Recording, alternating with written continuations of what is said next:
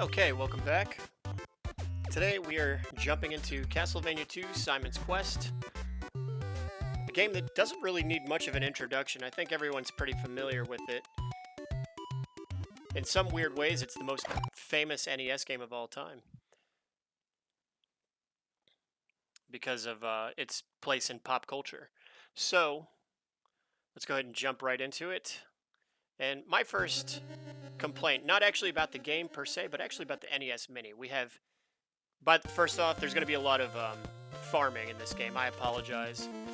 But Castlevania 1, understandably included on the NES Classic Mini Library. It's a great game. Castlevania 2, the adventure-style version of Castlevania.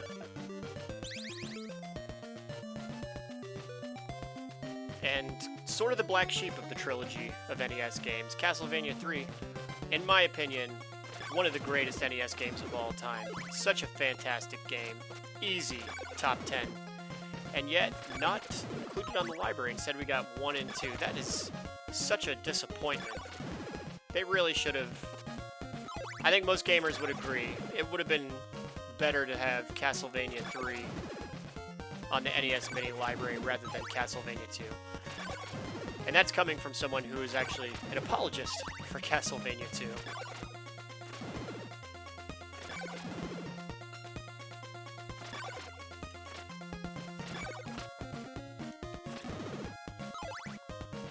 To kind of start making our way over to the town because we're going to want to kill ghouls while we wait for morning.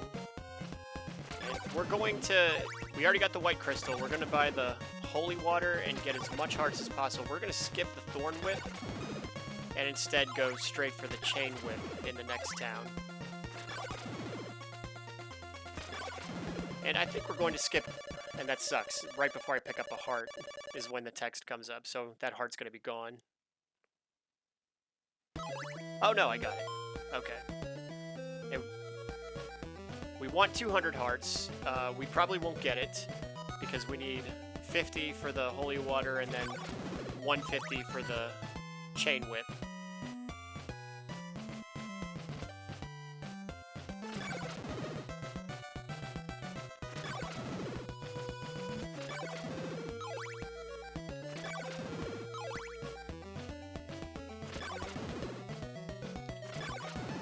Now, when I talk about this game, I often lump it in with 2 other complex adventure-style games because they all share similar complaints. Zelda 2 on NES and Metroid on NES, as well as Castlevania 2 on NES, all have remarkable similarities in that, or rather they were complained about a lot for being too cryptic and defeating gamers.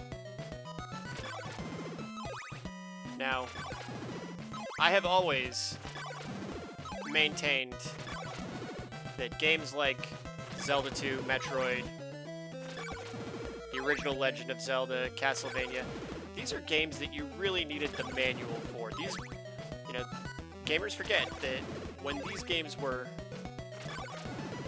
they were meant to be purchased brand new, in the box, with the manual, and you were meant to read the manual.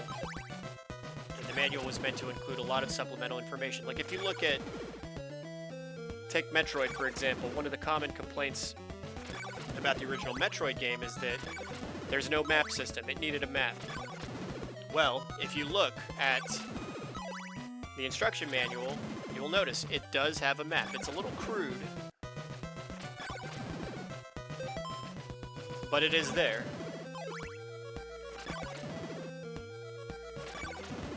There's also plenty of hints about some of the other cryptic information, like how to open the red doors, how to get the, how you have to bomb walls, how you have to, what to do with the statues, the Chazdos statues or whatever they're called.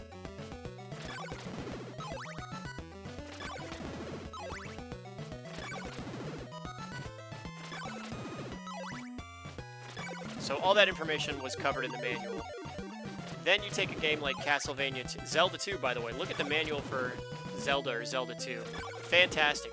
And Metroid, they all have like these really nice colored drawings. You know, they give you tons of information about the story. Those manuals are great. I highly, in fact, I mean at some point to, even though they have them, you can just look at them online. I do mean to pick up an actual paper copy that I can hold in my hands and admire. Okay, so we got our white crystal. Now we have our holy water. Now we are ready to venture on to the next town, do some farming, and get the chain whip. And we also need the blue crystal as well. We don't need it at this point just yet, but since we're going that way, we might as well get it. And also the sacred flame.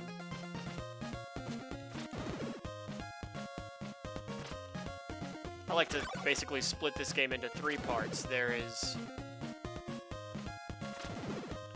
you know, everything right after the starting point, you know, basically going east. You know, the 2 mansions in the east, all the items you need to get in the east. And then the 3 mansions in the west. And of course, I'm using the town you start in as a starting point.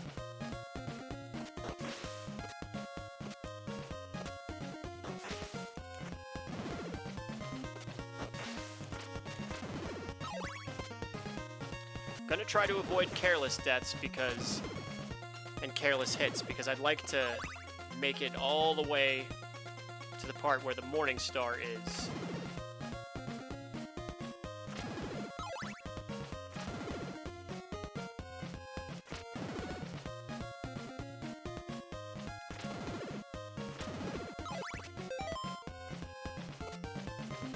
Still not enough for the chain whip. I don't think we're gonna make it. By the way, if you are someone who is capable of getting the good ending, and congrats, that is really hard to do on this game. You have to basically know where everything is and race through this game as quickly as possible. I'm not saying it's not impossible, but you really have to know this game inside and out to make it happen. Alright, a couple more hearts ought to do.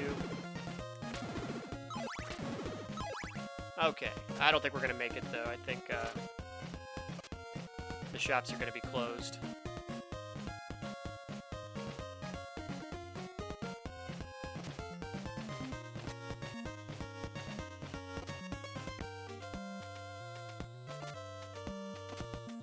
On, almost there.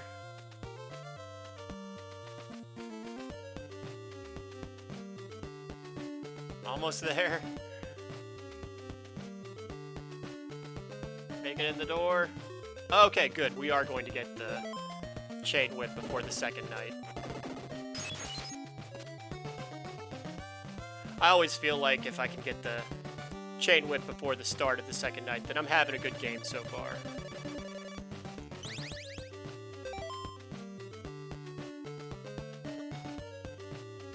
Alright, so now we will go and get a blue crystal. Or better yet, maybe we'll do the mansion first.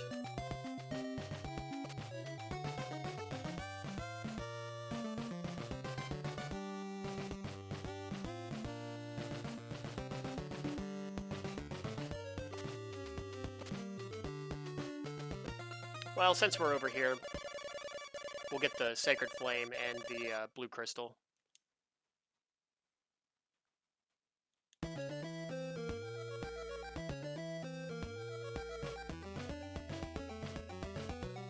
Or no, let's go ahead and do the mansion. I'm sorry, I'm having a tough time making up my mind.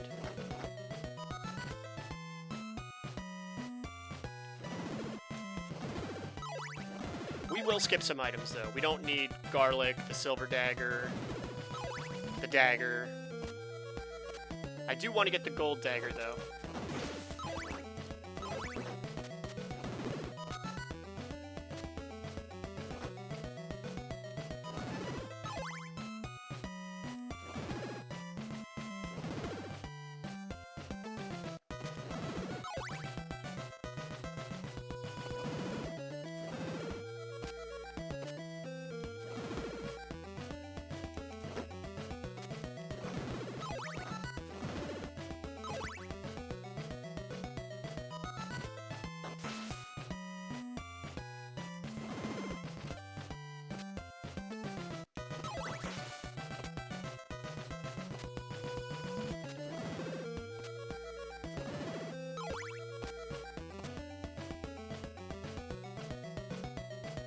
So here's the first mansion.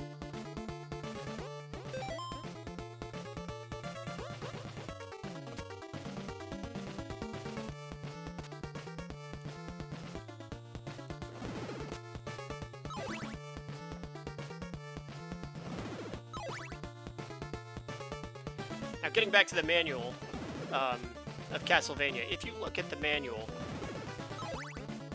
they absolutely goofed. I went the wrong way. I'm supposed to go up. Am I anywhere close to leveling up? They absolutely goofed. They should have put more relevant information about, you know, tips, maybe a map system, or drawn into the manual, like they did with Metroid. Instead, or descriptions of the weapons and items. The weapons are vaguely described. The items, though, man, like, this is a game where I think what they really needed to do was give you some details about how to use the crystals. Because this game, one of the things I like about this game is that it has passive weapons and active sub-weapons. Like, the active sub-weapons are the daggers, the holy water, sacred flame. Passive are things like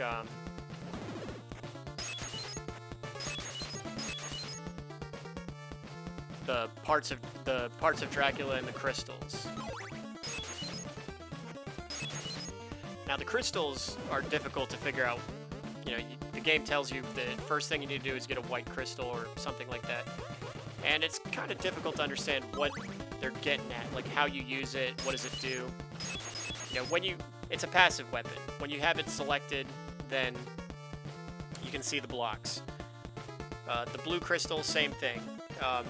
When you have it selected, you can find the that passageway under the water.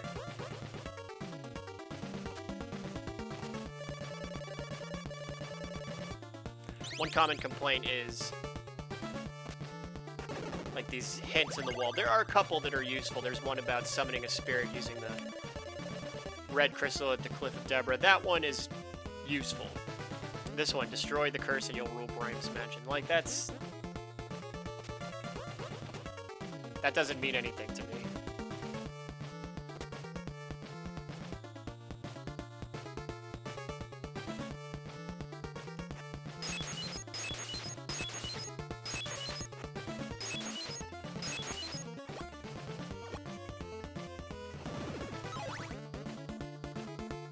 Same with the NPC characters. A lot of them give bogus information that doesn't really help you at all.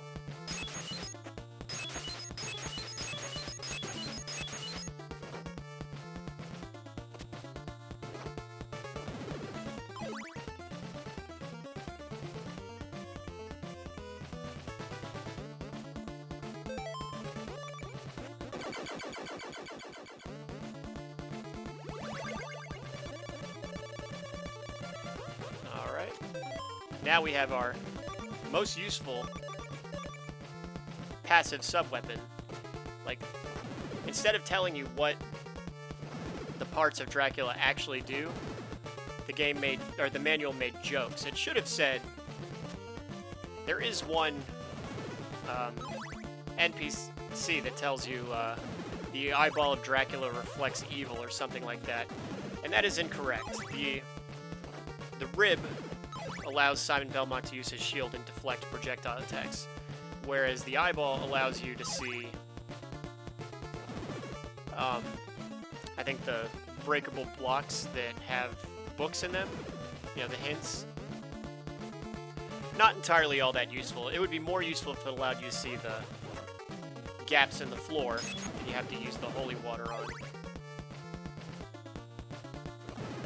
The Nail of Dracula, not useful. It allows you to break those blocks with the whip.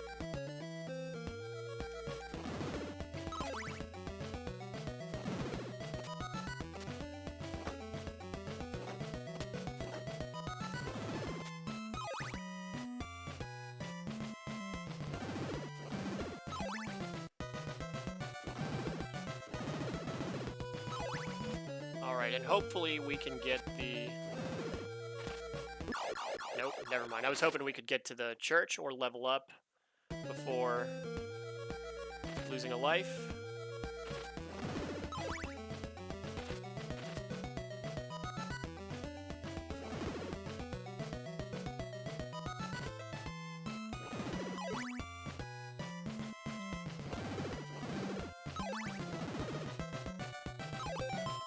We will need to buy some laurels, though.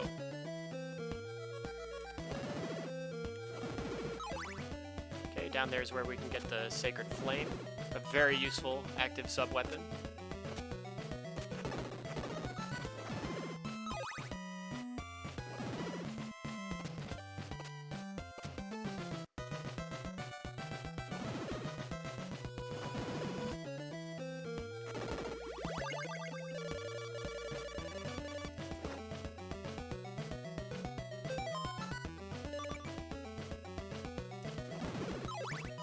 Now we need the blue crystal.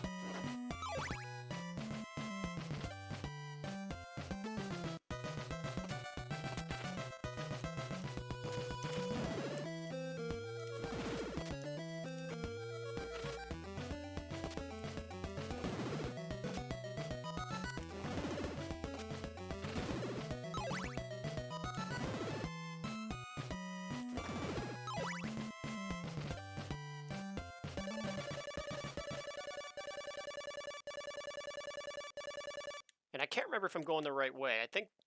Is this just going to take me to the graveyard?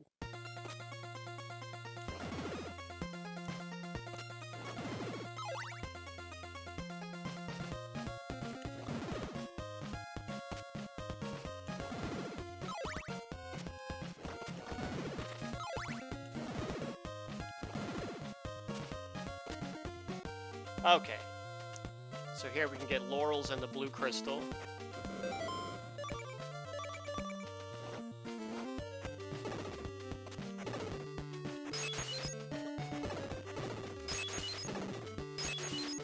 And of course, it is impossible to mention this game without bringing up James Rolfe, an angry video game nerd. This is the game that really started it all.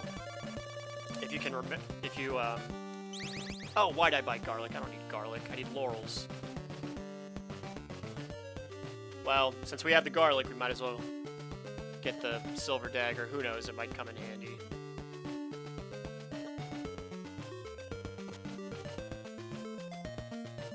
First, let's get the blue crystal before we find ourselves wasting any more time.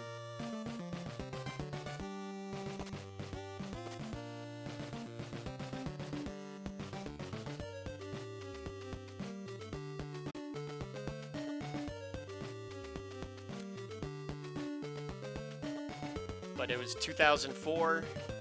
He recorded a video of him complaining about a game he had during his childhood that was difficult and frustrating, which is was a very common shared experience that a lot of kids had back in the late 80s and early 90s with games like Metroid and Zelda 2 and CastleVania.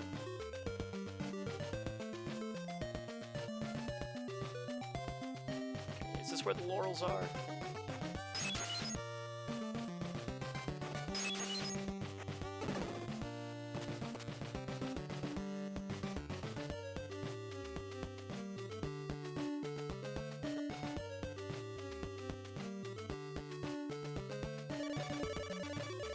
Okay, yeah. We'll buy the laurels. Fine.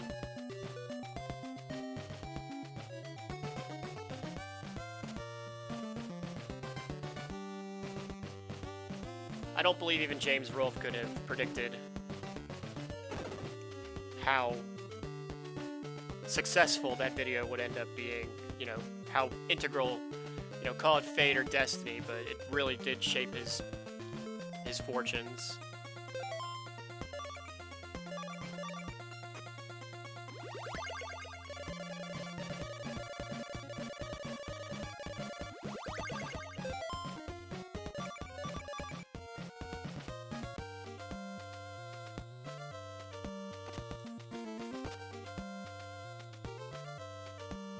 He really was the right guy in the right place at the right time. He was someone who went to film school, had experience.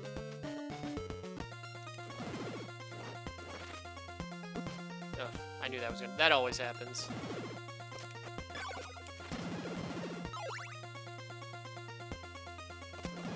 Yeah, he was a smart guy, and he tapped into something. I like to say that he tapped into his inner man-child, but it was the right time to tap into his inner man-child. You know, the internet, very different in 2004. You know, the kids that grew up playing these games in the 80s and 90s were in their 20s at that point, and ready to be nostalgic for them, if that makes any sense. So when James, you know, made that video where he tapped into his inner man-child and raged, you know, it seems like such a simple thing, such a simple premise, but, you know, he was the guy that planted the flag and was there first. And he did it very well, to be fair. You know, it wasn't just about doing it, it was about doing it well.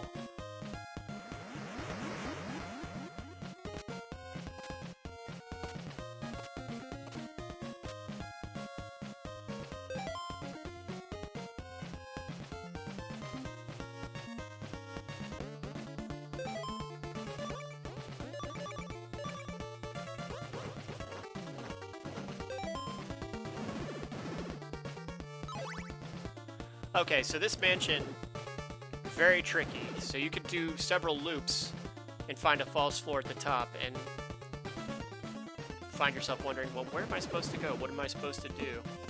I always do that. The truth is or I think everyone knows by now, you're actually supposed to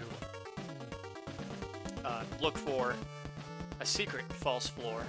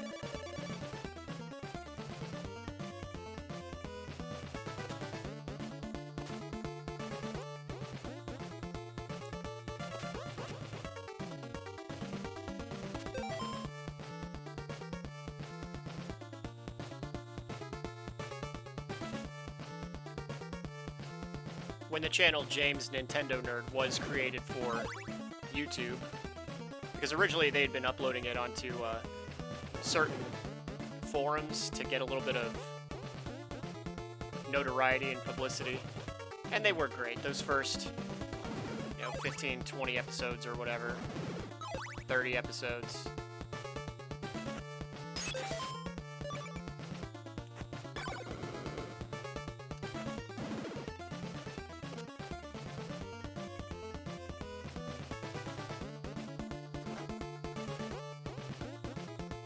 But once they started, once YouTube came around, I mean, it just took off. It caught like wildfire.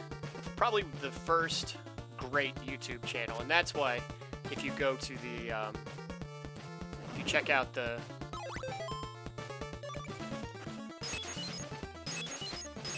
you know, the, on the official channel, you look for the, what is this one? Garlic. Okay, so this one is helpful. Garlic in the graveyard. It's basically telling you how to get the silver knife and the silk bag.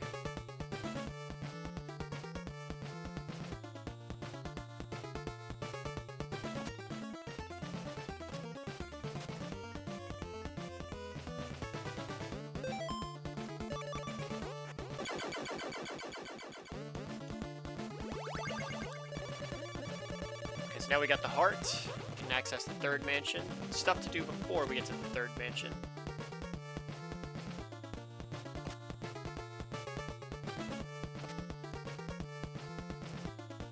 When you go to the CastleVania 2, the very first AVGN on the Cinemassacre YouTube channel, and the top comment, it's not pinned, but it is the top comment. It says, this is one of the most important videos in the history of the internet. And yes and no. It's obviously there's videos about things that are way more important than a retro game, but it is significant in that it was the first, you know, you think about what YouTube used to be like. It was person's, you know, backyard videos of them goofing off with their friends or whatever. Yeah, the first AVGN was someone, you know, making a little homebrew production in-house, something that was funny.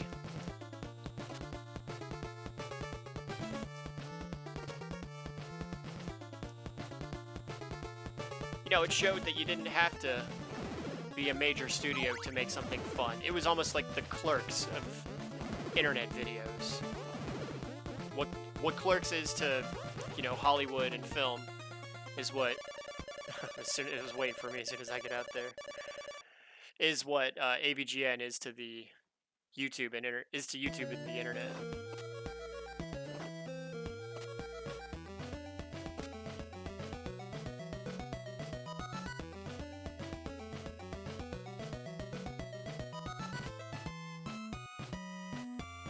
Alright, so now the goal is going to be to make it to the next town without getting a game over. Because how many hearts do we... Oh, we don't actually have that many hearts.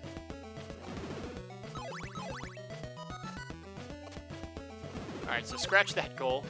The next goal is just going to be to get the things we need.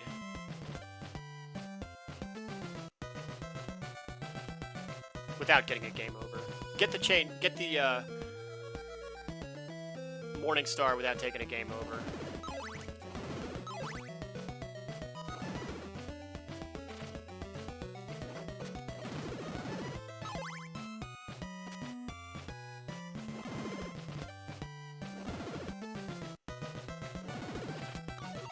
Oh, look at that. Perfect timing.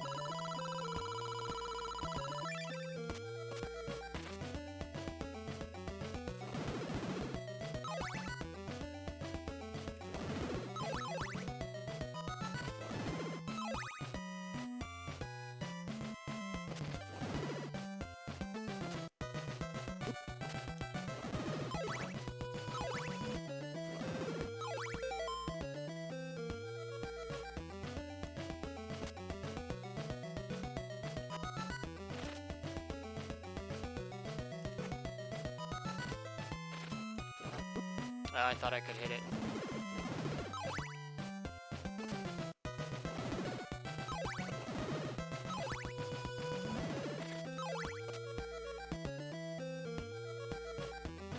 In the Cinemassacre video, the James and Mike Monday, where they did finally go back and play CastleVania 2, Mike Matei asks James if the copy of Castlevania 2 that they're playing, that the one that he has in his collection, is...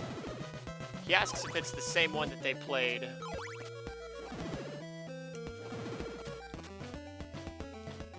If it was the same one that was used for the AVGN video.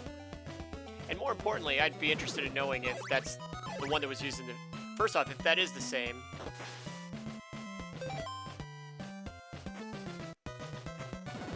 I'd be interested in knowing if it's the same one from his childhood. Because if so, that does kind of make it a pretty incredible piece of memorabilia.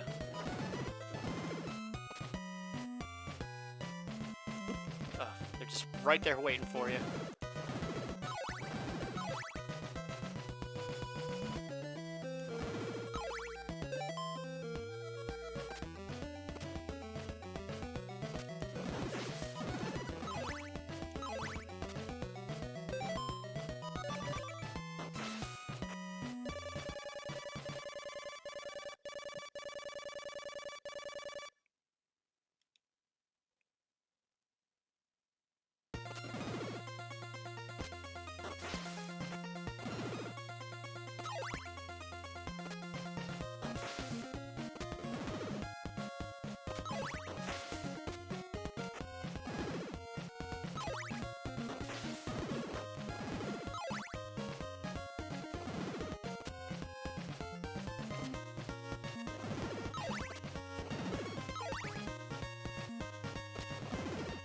So I don't think we're going to make it all the way to the Morning Star on this day. It's probably going to take us an extra day.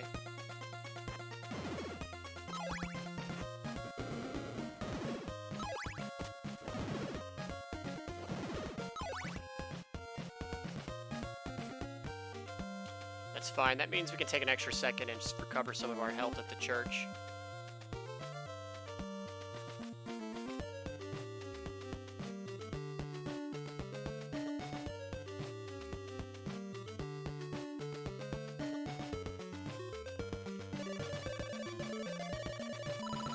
James does get asked frequently to autograph NES games, and I think a lot of fans will have a favorite game of theirs that they want him to autograph. If you're going to get any game autographed by James, you might as well. And he has that very interesting AVGN signature. Get Castlevania 2 autographed. That's the one that is the most... Oops, gotta have my... I do have the rib selected. But that is the most significant.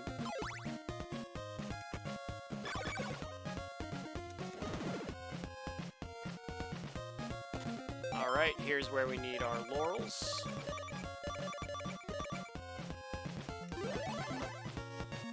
And you gotta be quick. Be quick or be dead. It is just enough for you to get to the other side.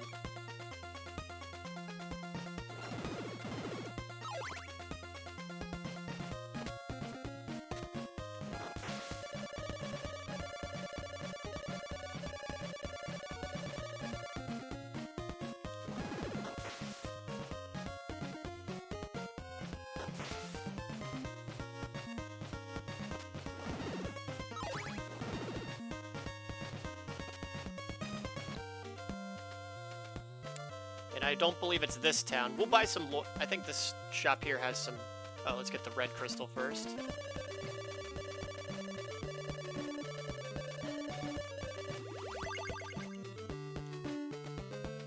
But if they're selling laurels here, we will gladly buy some more. You can... It's one of those things that you can never have enough of. Even though you only need to make a couple of treks across the swamp.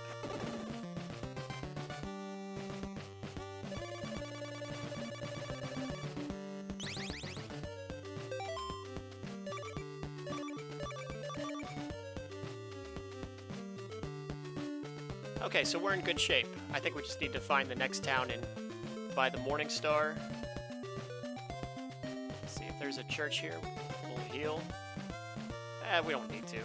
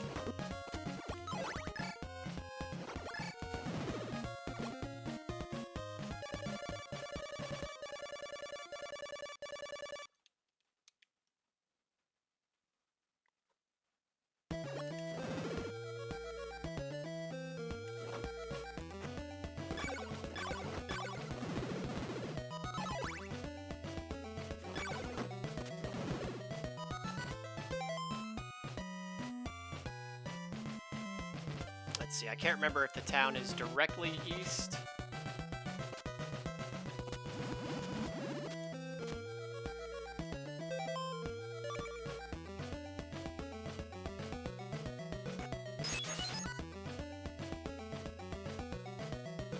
But the good news is we have until daybreak to figure it out.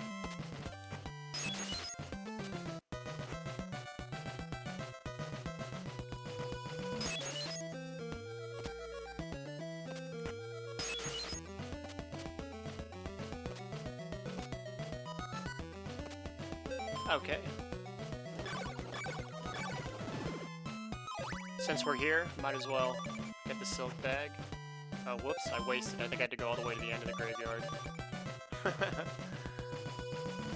And once it's gone, it's gone. You can't get it back.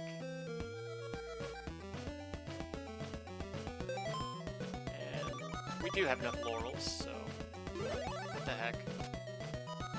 We can always buy more.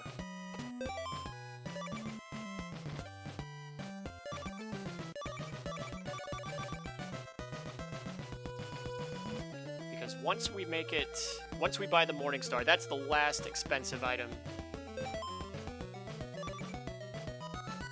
We don't have to worry about game overs or hearts.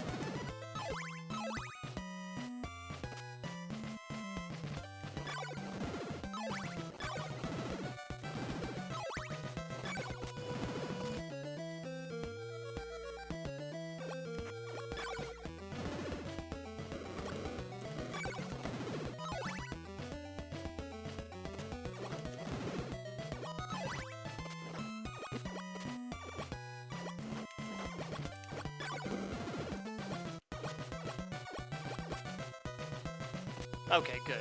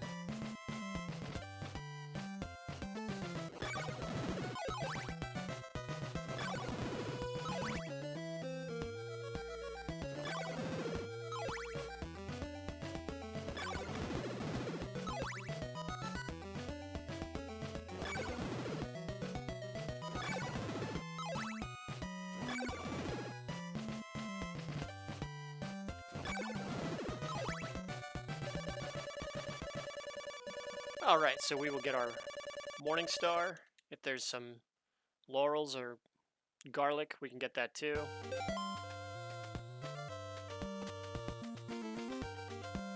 If there's a church, we can heal. And then this is a pretty good place to shut down.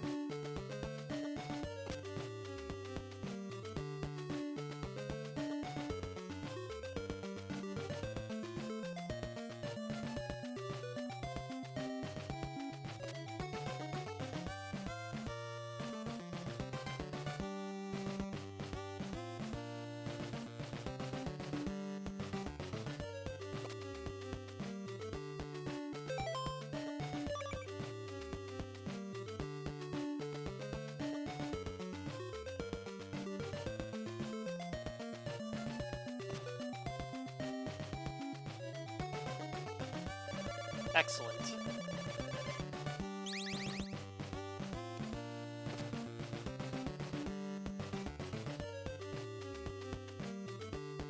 So when I play these games, I like to...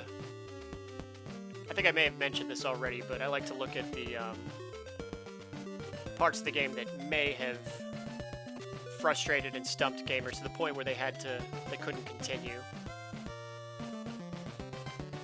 I think for me it would have been finding finding the second mansion. That to me represents a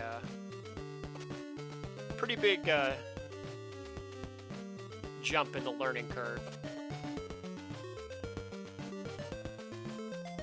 This one offers a hint.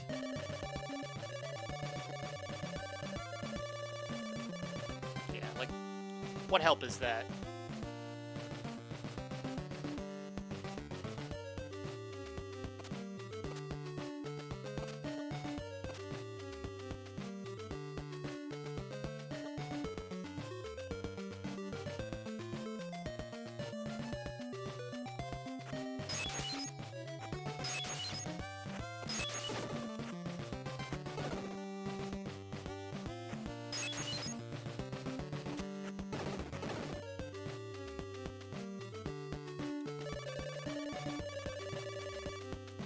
Fine. Probably should have held out for garlic. I don't know that you can buy garlic anywhere else except at one town in the...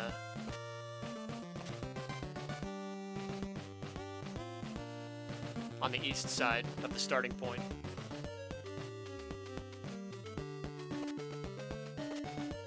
Okay, so no church here, so we can't heal. Or at least I didn't find it.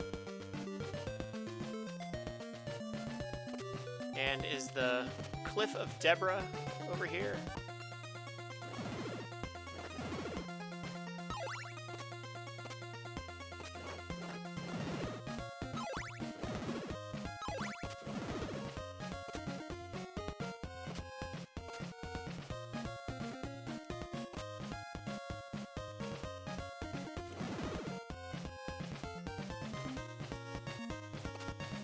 Yes, this is the Cliff of Deborah, so there's nothing really we can do over there.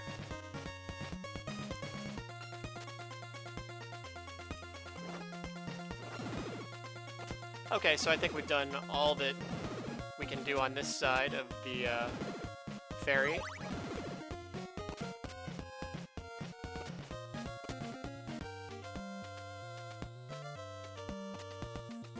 So what we're going to do now is we're going to go ahead and stop here, and when we pick it back up, because what have we done? 2 mansions and all the housekeeping. This is the part of the game, by the way, where... I'll go ahead and pause it at least. But this is the part of the game where...